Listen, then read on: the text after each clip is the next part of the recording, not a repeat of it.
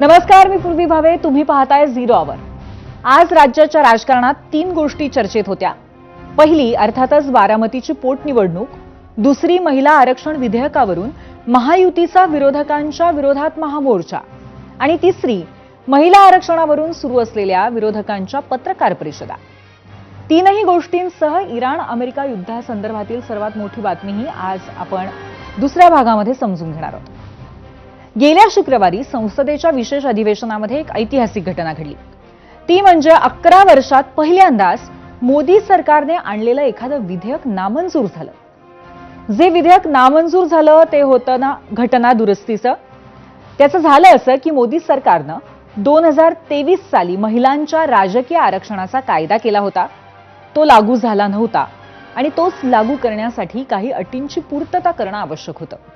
जसं की जनगणना, लोकसभेच्या मतदारसंघांची पुनर्रचना आणि त्यासाठी सरकारनं विशेष अधिवेशन बोलवून घटना दुरुस्तीचं विधेयक आणलं, जेणेकरून जनगणना पूर्ण होईपर्यंत थांबायची गरज पडणार नाही. पण विरोधकांना सरकारच्या भूमिकेसह टायमिंगवर संशय होता आणि त्यामुळे त्यांनी विरोध केला. संख्याबळ नसल्यामुळे ते विधेयक नामंजूर झालं. आता ही गोष्ट वारंवार सांगावी लागतेय, कारण त्याच मुद्द्यावर आज 5व्या दिवशी राजकारण भडकलंय आणि भाजप देशभरात आक्रमक आहे. आज देशातल्या भाजप शासित राज्यांच्या राजधान्यांमध्ये सत्ताधाऱ्यांनी काँग्रेस आणि विरोधी पक्षांच्या विरोधात मोर्चे काढले. त्यात त्या राज्यांचे मुख्यमंत्री मोर्चाचं नेतृत्व करत होते. मुंबईतही महायुती सरकारनं मोर्चा काढला आणि त्याआधी आज सकाळपासूनच महाविकास आघाडीच्या 3ही पक्षांच्या नेत्यांनी सरकारच्या विरोधात पत्रकार परिषदांचा धडाका लावला. त्यात खासदार सुप्रिया सुळे यांनी आजही पत्रकार परिषद घेतली. त्यानंतर आमदार रोहित पवारांनी प्रेझेंटेशन करत इंडिया आघाडीनं संसदेत कशी योग्य भूमिका घेतली, नव्या विधेयकांच्या आड सरकारचा काय डाव होता वगैरे सांगितलं. त्यांच्याच पक्षाच्या रोहिणी खडसेंनीही पत्रकार परिषद घेऊन मुख्यमंत्र्यांना आव्हान दिलं. आता काल मुख्यमंत्र्यांनी विरोधकांना महिला आरक्षणासाठीच्या विधेयकावरनं चर्चेचं आव्हान दिलं होतं. तेच आव्हान आज अनेक विरोधी नेत्यांनी स्वीकारलंय आणि फक्त आव्हान स्वीकारलं नाही तर सरकारच्या भूमिकांवरही जोरदार पलटवार केलाय.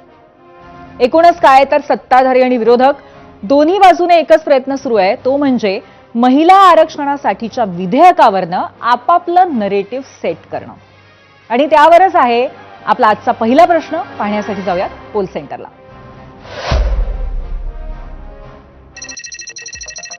महिला आरक्षणावरनं सत्ताधाऱ्यांसह विरोधकांच्याही पत्रकार परिषदांचा धडाका.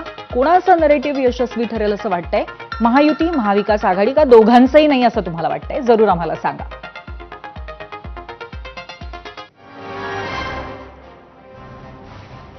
महिला आरक्षण विधेयक लोकसभेत नामंजूर झालं. त्यानंतर भाजपनं देशभरात इंडिया आघाडी आणि प्रामुख्याने काँग्रेस विरोधात रान उठवायला सुरुवात केली आहे. मुख्यमंत्री देवेंद्र फडणवीस हे महिला आरक्षण विधेयकाच्या समर्थनासाठी स्वतः मैदानात उतरलेत. महिला आरक्षण विधेयकावर विरोधकांकडनं कुणीही आपल्याशी चर्चा करावी असं खुलं आव्हानच मुख्यमंत्री फडणवीसांनी काल दिलं होतं.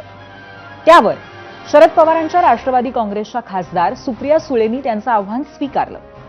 मुख्यमंत्र्यांसोबत आपण विनम्रपणे चर्चेसाठी तयार असल्याचं त्यांनी म्हटलं. मुख्यमंत्री सांगतील त्या ठिकाणी आम्ही चर्चेसाठी जाऊ असंही खासदार सुप्रिया सुळे म्हणाल्या. मग काँग्रेस खासदार प्रणिती शिंदे यांनीही आपली भूमिका मांडली. आधीच मंजूर झालेलं महिला आरक्षणाचं विधेयक 2 राज्यांमधल्या निवडणुकांच्या पार्श्वभूमीवर पुन्हा आणण्यात आल्याचा आरोप त्यांनी केला. महिला आरक्षणाच्या विधेयकाच्या आडून मतदारसंघ पुनर्रचना, घटना दुरुस्ती विधेयक आणण्याचा तो प्रयत्न असल्याचाही मुद्दा प्रणिती शिंदेंनी मांडला. त्यामुळेच एनडीए सरकारच्या बचावासाठी मुख्यमंत्र्यांनाही मैदानात उतरावं लागलं असा आरोप त्यांनी केला. त्यानंतर भाजप महिला मोर्चाच्या अध्यक्षा आणि आमदार चित्रा वाघ यांनी मुख्यमंत्र्यांनी त्यांच्या समकक्ष नेत्यांना चर्चेचं आव्हान दिलंय असा मुद्दा मांडला आणि सुप्रिया सुळे आणि प्रणिती शिंदे यांचं महत्त्व कमी करण्याचा आपल्या पद्धतीने प्रयत्न केला. शरद पवारांनी मुख्यमंत्र्यांची चर्चेची तयारी दाखवली तर मुख्यमंत्री त्यांच्याशी बोलू शकतात असंही चित्रा वाघ यांनी सुचवलं होतं. आपण या साऱ्या घटनाक्रमानुसार फडणवीस, सुप्रिया सुळे, प्रणिती शिंदे आणि चित्रा वाघ यांनी नेमकं काय काय काल म्हटलं आपण पाहूयात. मी तर आज त्यांना ओपन चॅलेंज देतो. ओपन चॅलेंज की माझ्या स्तरातल्या कुठल्याही त्यांच्या नेत्यांनी माझ्यासोबत महिला विधेयकाच्या संदर्भात ओपन डिबेट करावी. ओपन डिबेट की याच्यामध्ये काय चूक आहे, या पद्धतीत काय चूक आहे, याच्यावर ओपन डिबेट करावी.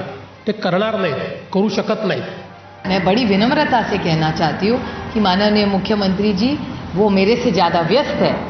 वो जहाँ कहेंगे मैं खुद पहुँच जाऊंगी और एक अच्छी चर्चा हो सकती है. मैं बड़ी विनम्रता से दिल्ली की सारी बात माननीय मुख्यमंत्री से बड़ी विनम्रता से मैं उनको कभी भी कह सकती हूँ जब उनको टाइम हो.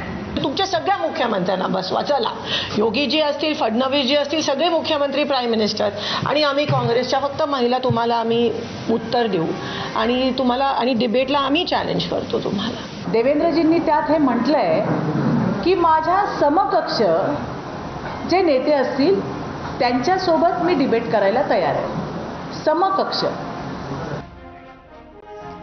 मुख्यमंत्री देवेंद्र फडणवीसांच्या बचावासाठी भाजप महिला मोर्चाच्या अध्यक्षा चित्रा वाघ मैदानात उतरल्या खऱ्या, पण विरोधी पक्षांच्या नेत्यांनी थेट फडणवीसांच्या मुद्द्यालाच हात घालून त्यांच्यासमोर नव्याने प्रश्न उपस्थित केले.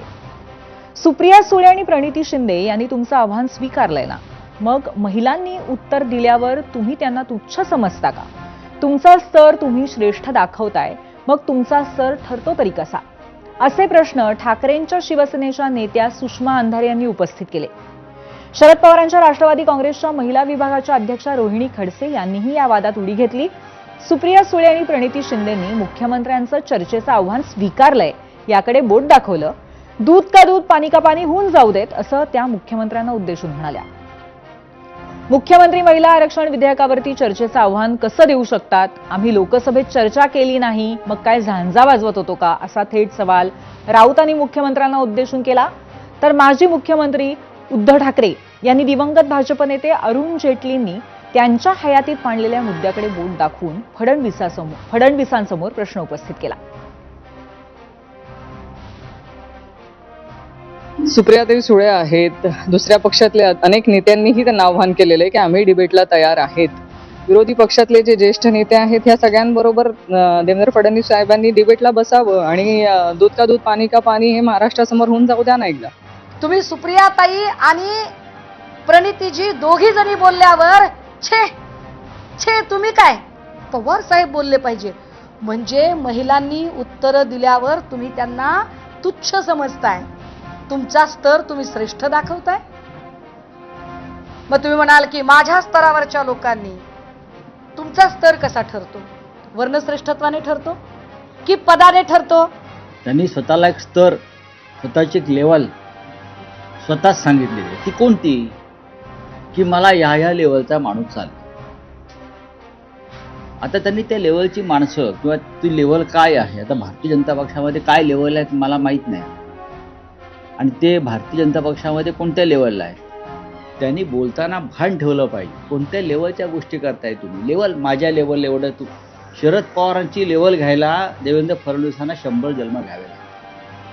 लेवलच्या गोष्टी करू नका. आणि चर्चा काय सांगताय की चर्चेला तयार आहे, मग लोकसभेत काय आम्ही झांजा वाजवत होतो? लोकसभेतली चर्चा त्यांनी स्वतः ऐकावी. लोकसभेत झालेली चर्चा या विषयावरची आणि त्या चर्चेनंतर नरेंद्र मोदी आणि अमित शहाची उडालेली फफ ते पाहावं. पण अरुण जेटली सारखा एक माणूस, जबाबदार माणूस, त्या लोकसभेत त्यांनी म्हटलेलं आहे, त्यांचं भाषण आहे ते रवीश कुमार यांच्या त्या एपिसोडमध्ये बघा. आणि मग देवेंद्र फडणवीसांना सांगायचंय की आज तुमच्या भाजपात अरुण जेटलींच्या पातळीचा कोणी नाही, हे देशाचं नव्हे तुमचं दुर्दैव आहे. पातळीचा इकडे प्रश्न नाही आहे. पातळी एवढ्या खालच्या पातळीवरती आम्ही येऊच शकत नाही. तर अशा पद्धतीने या मुद्द्यावरनं सत्ताधारी आणि विरोधक सध्या आपापलं